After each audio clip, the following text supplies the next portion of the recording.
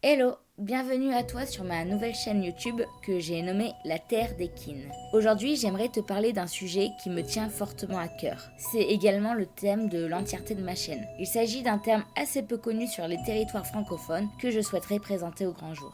Donc aujourd'hui, nous allons parler de l'alter-humanité. Il s'agit d'un mot assez étrange, je te l'accorde. En plus, ce terme est souvent utilisé pour décrire pas mal de concepts assez différents. Je vais te donner la définition que j'utiliserai tout du long de mes vidéos. Donc, l'alter-humanité est un terme utilisé pour désigner un individu ayant le sentiment profond et constant d'être en partie un être non humain, donc un animal, une créature, etc., au dépit de sa biologie, de son entourage et de son environnement humain. C'est assez complexe dit comme ça, je te l'accorde. Pour faire simple, un alter-humain est une personne qui s'identifie de manière intense, sérieuse et constante en tant qu'un ou plusieurs êtres non humains qui lui correspondent. Il peut très bien s'agir d'un animal, d'une créature fantastique, comme d'un être surnaturel. C'est toujours pas très clair ? Ok, bon, prenons un exemple. On va dire Marie. Marie est une personne classique qui vit comme n'importe quel adolescent lambda. Cependant, Marie a une particularité, elle est alter-humaine. Elle se perçoit, au fond d'elle-même, comme étant une fée. Elle sait très bien qu'elle est humaine, qu'elle n'a ni aile ni magie.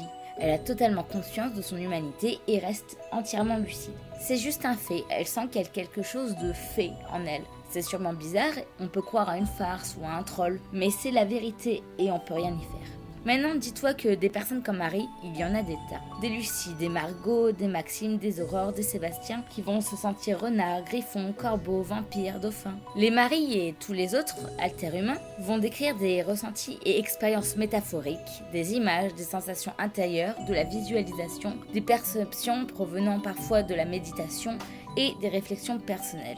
Un alter-humain va également connaître des expériences plus littérales et palpables, dans ses actes et mouvements, dans son caractère et sa façon d'appréhender le monde, dans sa manière d'être, ses envies et pulsions. Juliette peut avoir envie de hurler, de grogner, de cracher, de couiner, de se rouler en boule ou de remuer la queue. Romain aimerait pouvoir déployer ses immenses ailes de dragon, sentir ses cornes et souffler du feu.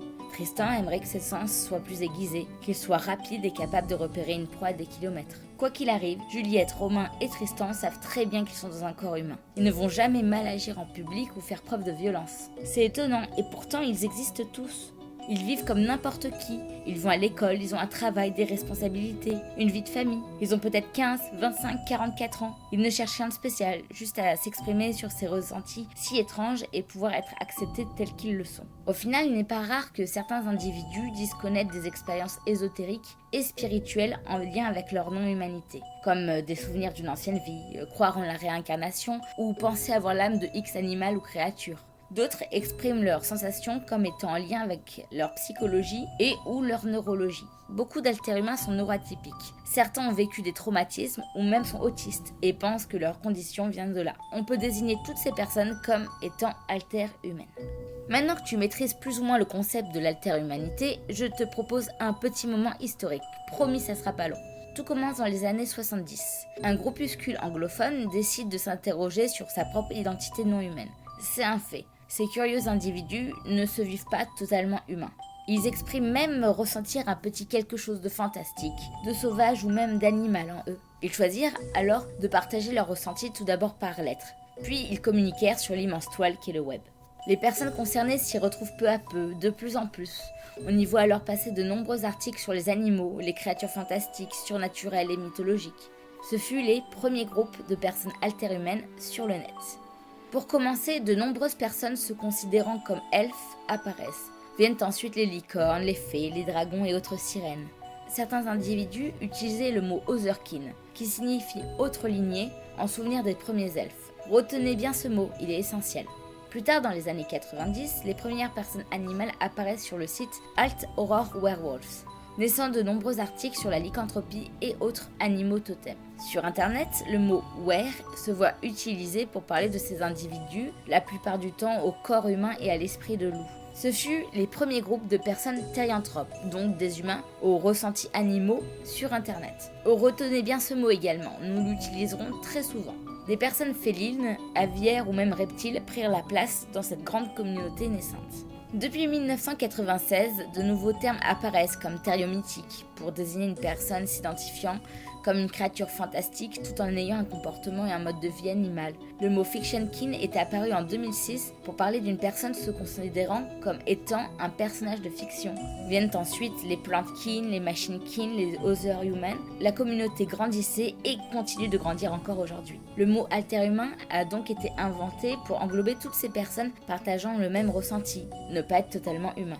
Maintenant que tu connais bien les bases, nous allons rentrer un peu plus dans le vif du sujet et se demander qu'est-ce que c'est généralement d'être alter-humain. Comme tu l'as bien compris, un alter-humain va se ressentir et se définir sous les traits d'un ou de plusieurs animaux, créatures, êtres non humains, etc. Comme je l'ai dit juste avant, il va vivre sa non-humanité aussi bien littéralement, donc dans ses actes, que métaphoriquement, dans ses ressentis intérieurs. Il peut également vivre des expériences de shift, c'est des variations de l'alter-humanité, et autres membres fantômes. C'est la sensation de ressentir un membre amputé ou un membre que l'on ne possède pas réellement. Mais ce n'est pas obligatoire. Je ferai une prochaine vidéo pour vous expliquer ces termes et concepts. Ils sont très employés dans la communauté. Un alter-humain peut découvrir son identité quel que soit son âge. Ce n'est ni une lubie ni un jeu, mais découvrir ces termes peut l'aider à mettre un nom sur ses ressentis de toujours. Un alter-humain peut peut-être souffrir, trouver que son corps n'est pas le bon, qu'il ne vit pas dans la bonne réalité ou que ses véritables proches lui manquent. On parle de dysphorie d'espèce dans ce cas. Hop. En utilisant ce mot, je fais un petit aparté. Lorsque je parle de dysphorie d'espèce, je n'insinue pas que les alter-humains vivent les enjeux LGBT+. Il s'agit de formes d'identité très distinctes et incomparables. Bref, on reprend. Ensuite, un alter-humain peut très bien vouloir méditer sur sa forme non humaine, explorer ses rêves et connaître des EMC, c'est-à-dire des états modifiés de la conscience. S'il a des croyances penchées vers l'ésotérisme, il peut aussi bien accepter que l'on puisse avoir une vision totalement palpable ou scientifique de l'alter-humanité et croire à une source identitaire psychologique ou neurologique. Bref, toutes les croyances et perceptions de soi sont légitimes et personnelles. Nous ne devons ni les imposer aux autres, ni les dénigrer. Maintenant, penchons-nous sur ce que l'alter-humanité n'est pas. Avant tout, un alter-humain n'est pas dans le déni. Il est parfaitement lucide de sa condition humaine.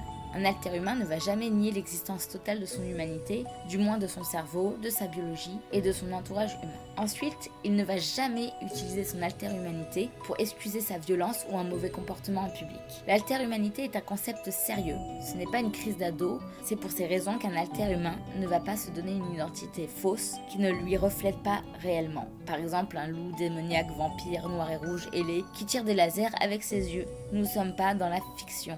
Et oui, un alter-humain n'a pas une simple attirance émotionnelle envers une créature qu'il adore. Nous le sommes dans nos tripes. On ne va pas adopter volontairement le comportement de notre animal ou de notre créature préférée. Ce n'est pas un choix mais une identité réelle, sérieuse et souvent présente depuis l'enfance. Désolé Paul, si tu es plus un lama qu'un loup, il ne faut pas te voiler la face.